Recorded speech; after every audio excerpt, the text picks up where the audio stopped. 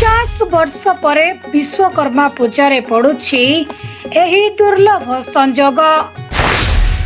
मानिले हेबे कोटिपति नहेले दांडर भिकारी। व्यवसाय रे बाधा विघ्न रहिथिले दूर होइजिब सबु समस्या। नूतन गृह निर्माण और नूतन व्यवसाय प्रतिष्ठान पाई शुभ संजोग।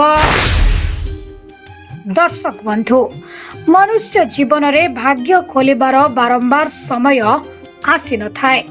क्षुद्र व्यवसायी हुंतु अबा बड़ शिल्पपति, समस्ते एही शुभ संजोग को अपेक्षा करिथांती, जहा 50 वर्ष परे एथर विश्वकर्मा पूजा रे पड़िबाकु जाउछि। व्यवसाय रे पाइबे अद्भुतपूर्व सफलता।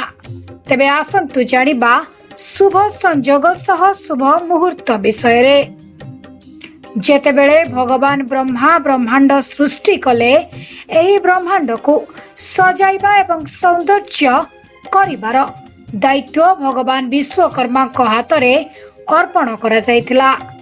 हिंदू शास्त्र रो विश्वास अनुसार भगवान विश्वकर्मा को देवता मानक प्रासादर स्थपति मध्य कुहा जाय।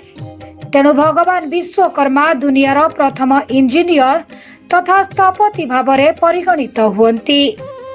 हिंदू धर्म रे ब्रह्मांडर सृष्टिकर्ता भगवान ब्रह्मांक सप्तम पुत्र भगवान विश्वकर्मांकर महत्व रहिछि। तबे चलित वर्ष विश्वकर्मा पूजा 17 सेप्टेम्बर कन्या संक्रांति दिन पालन करा जिवो। देवघर प्रसिद्ध ज्योतिष पंडित नंद किशोर मुद्रलଙ୍କ कहिबा अनुसार आसंतु जानिबा पूजा पाई पूजा पाठर शुभ समय केबे एवं केउ विशेष समन्वय घटुछि। जे भगवान विष्णुଙ୍କ निर्देश अनुसार ब्रह्मांडर सृष्टिकर्ता भगवान ब्रह्मांक द्वारा जन्म होइतला। जेतेबेले भगवान विष्णु को द्वारिका सहर रे एक घर निर्माणर आवश्यक थिला, सेतेबेले भगवान विश्वकर्मा सृष्टि होइथिला एवं परे द्वारिका सहर रे घर निर्माण करा जायथिला। एथि सहित सर्वार्थ सिद्ध जोग अमृत जोग परि चलित वर्षर विश्वकर्मा पूजा रे अनेक शुभ जोग मध्य गठन करा जाउछि। एही जोगरे भगवान विश्वकर्मा को पूजा करिबा द्वारा व्यवसाय रे लाभ एवं अभिवृद्धिर संभावना रहिछि।